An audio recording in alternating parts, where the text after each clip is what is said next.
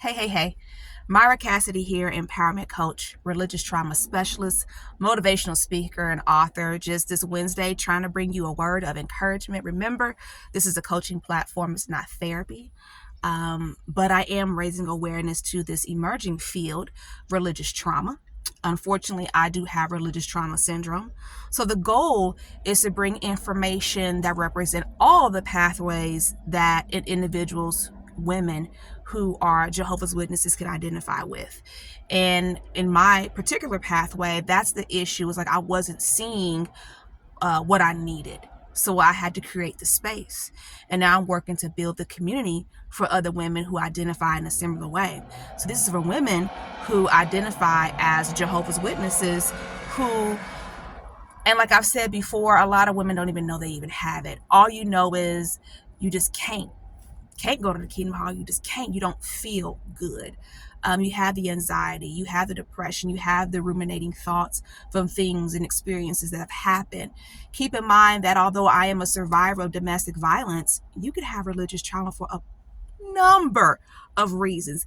It doesn't have to be a series of events. It could be one event. I'll give you an example of something that I learned being in the religious trauma space from a religious trauma therapist. She spoke about witnesses and, spoke about the fact that, some witnesses, they actually have religious trauma because of the impact of not celebrating birthdays. And I would have never personally thought of that because that wasn't an issue for me at all. That wasn't an issue for me at all, but I can see how difficult that could be depending on the personality and nature of that individual going through school like that, right? And I could even see, how challenging that could have been if I just wasn't that kind of innovative mom that was there to help her children through that. Like, for my, as I, by the time I had the older two were in school together,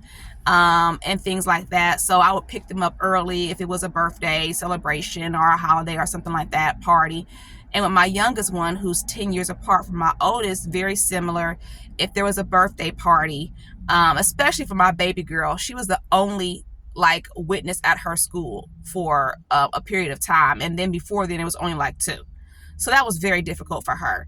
But what I did to be supportive was, hey, you know what? If they're having a birthday celebration and, you have to go outside and do your work, I have to get into this in another video, like options and things like this. But what I did as a mother was look, I'll buy you, cookies after school that day. If you have to go to another classroom or go to the office to be away from their in-class birthday party, we'll just do something different for you afterwards. So, I just had to kind of figure out what she wanted to do. But then she got real clever on me real quick. Because after a couple of years of buying cookies, she said, Mom, can I get some Chick-fil-A? So every time it was a child's birthday and they had a birthday party and she went outside or to the office or whatever, I got a Chick-fil-A, hey, but I'm sharing this to say I can see now the impact of why some people can have religious trauma because of that. That doesn't mean you want to completely walk away from the religion, though. It means that this thing or the way it impacted you caused, damage. You can have religious trauma for a lot of reasons. So I just kind of want to reiterate that just because I'm a survivor of domestic violence and that's a big issue doesn't mean that someone else has it. And here's an example. I haven't processed a lot of the things that happened to me when I was disfellowshipped and disciplined as a teenager. We're talking about a big chunk of my developmental years, 15 to 20. I keep on forgetting I got married when I was 21, but 15 to 20, very difficult years, right? I was disfellowshipped from the ages of 17 to 20, but started getting committee cases at the age of 15. Very young, right? Very, very impactful. And I haven't processed that. Yeah, I'm processing it now. How terrible to be 41 going back and processing these things. But what I wanted to speak on today, and I'm going to try to be quick, is just, and this is going to be a video or a topic rather, that I'll have to speak on a number of times because it's just a lot.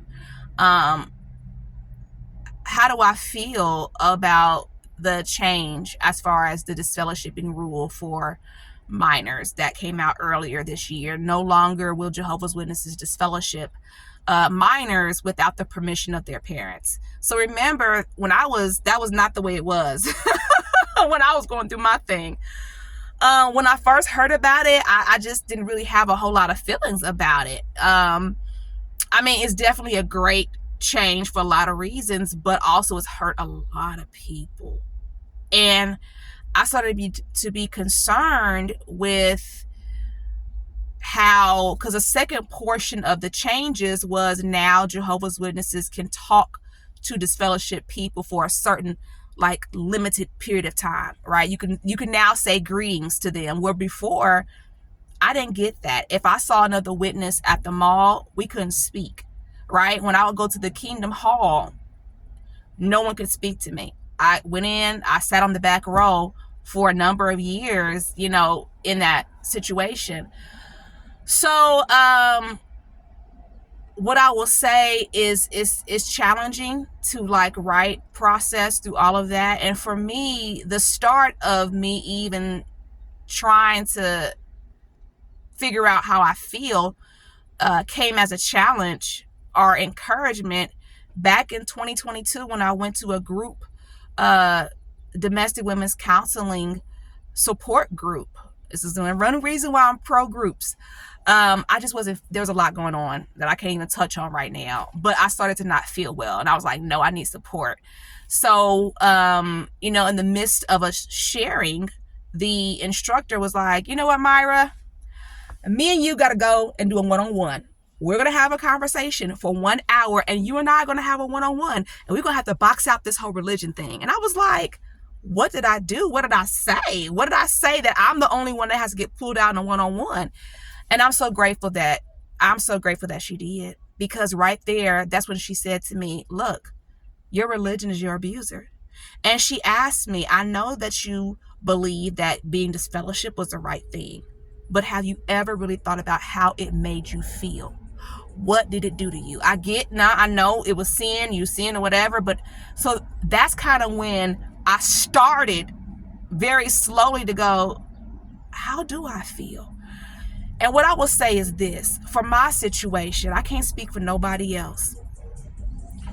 I was severely impacted. I'm trying not to, I feel like I could cry right now, but we're not going to go there today. I'm just going to share a couple of things that I'm working through right now. It's the fact that it took me 4 times to be allowed back to be one of Jehovah's Witnesses. That means I wrote 4 letters asking the elders to let me back. That means I was told no 3 times. I can go really into detail about a lot of that, but some of the things that I found that was very disturbing when I was disfellowship was the way I was disfellowship. Like to be 17 years old and have an elder talk to you like you a daggone dog. That wasn't okay. That wasn't okay. If you want to come back 10, 15 years from now, you do not treat a child that way. So those are things that are very, very hurtful, especially because of the particular elder that it was.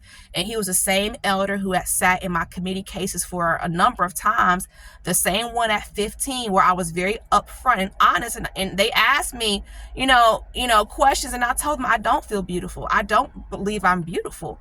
And just, his response, I don't know why. And literally I said, because I had back then a complex with being dark skinned, right? And I literally said, I don't feel beautiful. I'm a dark skinned girl, and at school people say things to me like, you're pretty for a dark skinned girl. Well, at the age of 15, you're telling these 3 men this who really can't comprehend what you're even saying. And I remember his response was, well, I don't know why. I think dark skinned women are the most prettiest women. My wife is dark skinned. And it's like, yeah, you really wouldn't get it, would you? And I'm not saying that the elders did not say positive things or try to make good attempts to stop me from erring and stop me from this course of, immorality, right? I'm not saying all that, but I'm saying there are very, very disturbing things that I can look back now and say that was not okay. Those questions were not appropriate for grown men to be asking a teenage girl in a room by herself. Like, I can see those things, right? I will say one of the things that hits me the hardest now is, I feel like one of the things, there's a lot of things, because a lot happened. It wasn't fair that my landlord got to be on my committee case. That ain't fair. Like, no, hold up. He was my landlord. And I'm like, I remember being asked to be let back in, as one of Jehovah's Witnesses, and you go in, you have to answer questions. You go outside. I'm giving this very loosely. And then they have to make a decision about you, and if they're going to let you back in based on what you just said. You write a letter, they meet with you, and then they give you a yes or no that night. Typically, it's right away. They give you a yes or no. And as I'm sitting outside, I could hear my landlord's voice through the door. And I was just shocked, because one of the things about it was you have to answer when was the last time you had intercourse, right? So I didn't realize just how much I was being forced to do certain things. And it's so sad, because when I went on with, there's an interview, which I'll post this month on my Facebook page, one of my favorite interviews with Renita Hills. I had an interview with her, and for the first time, I caught it in that interview that it was sexual assault, right? A lot of the things that would happen to me actually was sexual assault. And I was telling the elders about a situation and why I had got involved the last time I had got involved in an immoral way. And I was telling them then I didn't want to. Like, I did not want to. And I heard my landlord's voice through the door saying, she knew how terrible. And it's also the fact that I had to answer his question about, I saw his car over there one night. Like, it was at night and I saw his car, and then the next morning his car was still there. And it's like, oh my God. Like, I just feel like certain things like that wasn't fair. But what, this is years ago. But what I'm saying is, it's really important for anyone who's been disfellowshipped, no matter how long, that they process their emotions. There is an disfellowshipped community for Jehovah's Witnesses, right? There's an JW community where I feel like people can find support. But still, for anyone who may have religious trauma and want to hold on to those core beliefs and still identify as one of Jehovah's Witnesses, maybe perhaps in an inactive state or some other state, these are the conversations that we have to have. We have to have these open conversations, because a lot of this, like for me, and that's one big powerful aspect of my play, is my childhood trauma that took place that has so many correlations and so many connections to the religion, is something that played itself out my entire life.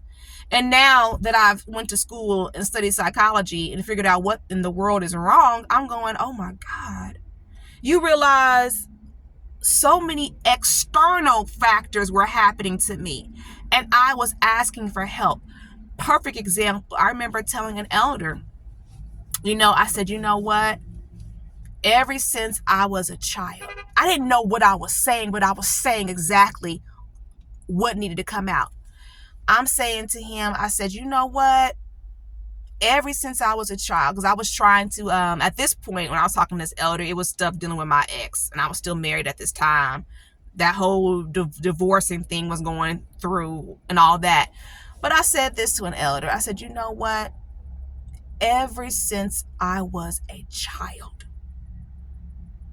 it's like I've been a mute, and I am screaming for help, and no one can hear me. And then that's sad to feel that way. That's sad to feel that way. So I'll close it here on saying, you know what? I mean, the main thing that I think is concerning is the fact that I've asked other therapists and people in those religious trauma spaces, are you guys seeing like some pretty bad effects from this announcement? And some people really aren't taking it very well at all. It's like, okay, now they can talk to us now? What? Y'all can talk to us now? So, I mean, it's just deep. It's just deep. But like I said, that's another reason for spaces where we can speak and remain safe. So, hey, join my Facebook group. Find me, JW Sisters, Living with Religious Trauma Syndrome, Religious Trauma, and think about joining my group coaching starting December the 3rd. All right. Talk to you soon.